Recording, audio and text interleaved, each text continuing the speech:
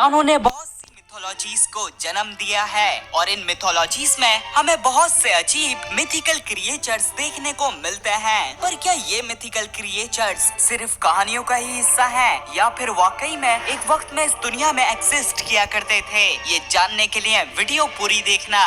Number 7, giant serpents. दोस्तों, giant serpents या snake किसी एक मिथोलॉजी में फेमस नहीं है, क्योंकि अगर आप नॉर्स मिथोलॉजी को देखोगे तो आपको यॉर्मनगांडर जैसा जायंट सरपेंट देखने को मिलेगा।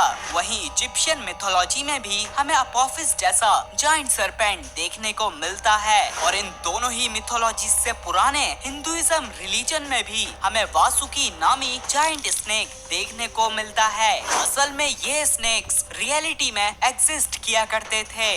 खास तौर में मैं यहाँ टाइटेनोबोआ और वासुकी इंडिकस की बात कर रहा हूँ, क्योंकि जहाँ टाइटेनोबोआ 42 फीट तक होते थे, जो कि ऑफ कोर्स सिटी बस के जितना साइज है, वहीं वासुकी इंडिकस 50 फीट तक होते थे, तकरीबन 3 लिमोजीन्स के बराबर। इसलिए तो ये दोनों जायंट स्नेक्स अपने जमाने के एपेक्स प्रेडेटर्स हुआ करते थे, जो किसी भी एनिमल का सांस रोककर उसे आसानी से निगल लिया करते थे। वैसे Titanoboa modern day south America पाए जाते थे, अमेज़न जंगल है, और वहीं वासुकी इंडिकस इंडिया के गुजरात स्टेट से डिस्कवर हुए थे, जिसका मतलब ये प्री हिस्टोरिक इंडियन सब कॉन्टिनेंट में पाए जाते थे। इसी वजह से इनका नाम भी हिंदुइज्म के वासुकी स्नेक से ही लिया गया है। नंबर 6, येटी और बिगफुट। दोस्तों, आपने 2 पैर में चलने वाले इंसान जैसे बंदर का तो जरूर सुना होगा।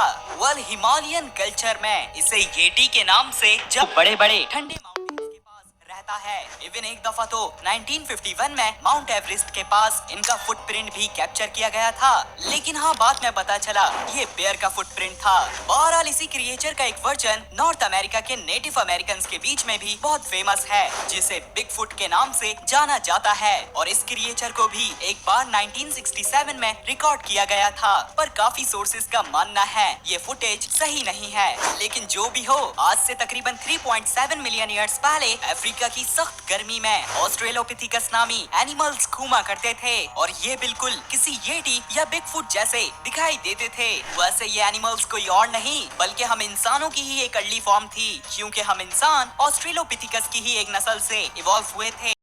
ऑस्ट्रेलोपिथेकस के दिमाग का साइज मॉडर्न डे ह्यूमंस से 3 गुना छोटा होता था, इसलिए ना इनमें बोलने की एबिलिटी थी और ना ही टूल्स बनाने की एबिलिटी। Number 5, unicorn. दोस्तों, यूनिकॉर्न जैसे क्रिएचर का सबसे पहला एविडेंस कहीं और से नहीं बल्कि पाकिस्तान और इंडिया की फेमस इंडस वैली सिविलाइजेशन की सील्स से मिलता है।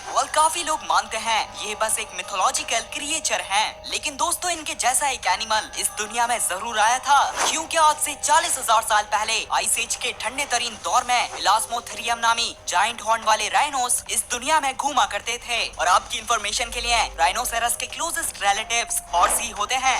अगर इलास्मोथेरियम के हॉर्न के साइज को कंपेयर किया जाए तो ये एक इंसान के बराबर होता था, और यही वजह है कि इनके पास इस दुनिया का लार्जेस्ट हॉर्न्ड एनिमल होने का रिकॉर्ड है। बहरहाल क्लाइमेट चेंज और मॉडर्न ह्यूमंस के आने की वजह से ये इस दुनिया से एक्सटिंक्ट हो गए थे। नंबर 4, कथुलू। दोस्तों, कथुलू बेशक एक मॉडर्न मिथोलॉजिकल क्रिएचर है, जिसे दी कॉल ऑफ कथुलू नामी फिक्शनल शॉर्ट स्टोरी में पहली बार 1928 में इंट्रोड्यूस किया गया था। इसमें कथुलू को खौफनाक सा दिखने वाला एक ऑक्टोपस जैसा जायंट मॉन्स्टर बताया गया है, और ये अजीब क्रिएचर समंदर की गहराइयों में रहना पसंद करता है। अगर आप क्रेटेशियस पीरियड यानी डायनासोर्स के जमाने में जाओगे तो आपको वाकई में कथुलू जैसे दिखने वाले खौफनाक जायंट सेफलोपॉड्स जरूर समंदर की गहराइयों में देखने को मिलते, जिसकी सबसे बड़ी मिसाल टूसोटूथस है। ये एनिमल्स 40 फीट तक लंबे हुआ करते थे, और अगर ये साइज कंपेयर किया जाए तो 2 जिराफ के जितना है। इसी वजह से टूसोटूथस आराम से मोसासॉर्स का भी शिकार किया करते थे। माना जाता है ये 66 मिलियन ईयर्स पहले होने वाले एस्ट्रॉइड के इम्पैक्ट से एक्सटिंक्ट हो गए थे। Number 3, dragons. ड्रैगन्स को तो आपने लाजमी किसी मूवी या सीरीज वगैरह में देखा होगा। आमतौर में इन्हें ईस्टर्न कल्चर्स में बिना विंग्स के डिपिक्ट किया जाता है और वहीं वेस्टर्न कल्चर्स में इन्हें विंग्स के साथ दिखाया जाता है। माना जाता है ड्रैगन्स का कॉन्सेप्ट डायनासोर्स से आया है, क्योंकि पुराने जमाने में भी लोगों को डायनासोर्स के फॉसिल्स मिला करते थे और ये उन फॉसिल्स को देखकर लोगों ने ड्रैगन्स जैसे मिथिकल क्रिएचर्स को इमेजिन कर लिया। लेकिन हाँ, 66 मिलियन ईयर्स पहले ड्रैगन्स को इमेजिन करने की जरूरत नहीं थी, क्योंकि उस दौरान क्वेटल्कोआटलस नामी इस दुनिया में इवॉल्व होने वाला सबसे बड़ा उड़ने वाला क्रिएचर किसी ड्रैगन से कम नहीं दिखाई देता था और कंपैरिजन के लिए सिर्फ इनकी चोंच का ही साइज 2 इंसानों के जितना था। इसलिए तो ये आसानी से मरे हुए डायनासोर्स और इनके बच्चों को खा लिया करते थे। वैसे क्वेटल्कोआटलस उड़ने वाली रेप्टाइल्स के ग्रुप टेरोसॉर्स को बिलोंग करते हैं और ये रेप्टाइल्स का ग्रुप क्रेटेशियस एक्सटिंक्शन में एक्सटिंक्ट हो गया था। नंबर 2, डॉर्फ्स। डॉर्फ्स को तो हम लोग सब बचपन से ही कार्टून्स और मूवीज में देखते आ रहे हैं। असल में डॉर्फ्स कोई नई चीज नहीं है, बल्कि इनका जिक्र तो 1300 साल पुरानी नॉर्स मिथोलॉजी से ही चलता आ रहा है। खैर दोस्तों, आज से 50,000 साल पहले डॉर्फ्स सिर्फ कहानियों में नहीं बल्कि वाकई में इस दुनिया में घूमा करते थे। यहाँ मैं बात कर रहा हूँ इंसानों की सबसे छोटी नस्ल होमो फ्लोरिसिएंसिस की। इनका और मॉडर्न डे ह्यूमन का साइज कंपैरिजन तो आप देख ही सकते हो। इसलिए पॉसिबल है कि इन्हें अपने टाइम में कोमोडो ड्रैगन जैसे एनिमल्स से काफी मुश्किलात का सामना करना पड़ता होगा। माना जाता है जब 1 लाख साल पहले फेमस होमो इरेक्टस इंडोनेशिया के फ्लोर्स आइलैंड में आए थे, तो ये आइलैंड डॉर्फिज्म नामी फिनोमिनन की वजह से छोटे होकर होमो फ्लोरिसिएंसिस में इवॉल्व हो गए थे।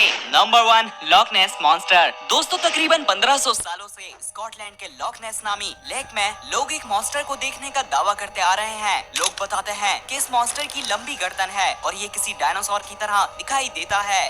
काफी रिसर्च करने के बाद आज तक ऐसा कोई जिंदा मॉन्स्टर तो डिस्कवर नहीं हुआ है और एक्सपर्ट्स का मानना है ये सिर्फ एक मिथिकल क्रिएचर ही है। लेकिन अजीब बात है, आज से 66 मिलियन ईयर्स पहले इस मॉन्स्टर जैसा क्या, बल्कि ये मॉन्स्टर रियलिटी में समंदरों में घूमा करता था, जिसे हम प्लीसियोसॉर्स के नाम से जानते हैं। माना जाता है ये साइज में 3 SUV कार्स के बराबर हुआ करते थे और ये साइज तो मिथिकल लॉक नेस मॉन्स्टर से भी बड़ा है। खैर दोस्तों, प्लीसियोसॉर्स ने इस दुनिया में 150 मिलियन ईयर्स तक राज किया। बाद में क्रेटेशियस एक्सटिंक्शन में इनकी पूरी तरह से नस्ल खत्म हो गई थी। अब सवाल ये उठता है कि अगर प्लीसियोसॉर्स इतने पुराने जमाने में एक्सटिंक्ट हो गए तो लॉक नेस में लोग इन्हें 1500 सालों से कैसे देखते आ रहे हैं। मेरा ये मानना है कि शायद किसी को प्लीसियोसॉर का फॉसिल मिल गया होगा और उसी से उसने लॉक नेस मॉन्स्टर की कहानियों को जन्म दिया होगा। अगर आपको वीडियो पसंद आई है तो इसे लाइक करें और मजीद ऐसी वीडियोस के लिए चैनल सब्सक्राइब करें। मिलते हैं नेक्स्ट वीडियो में, जब तक के लिए टेक केयर, बाय बाय।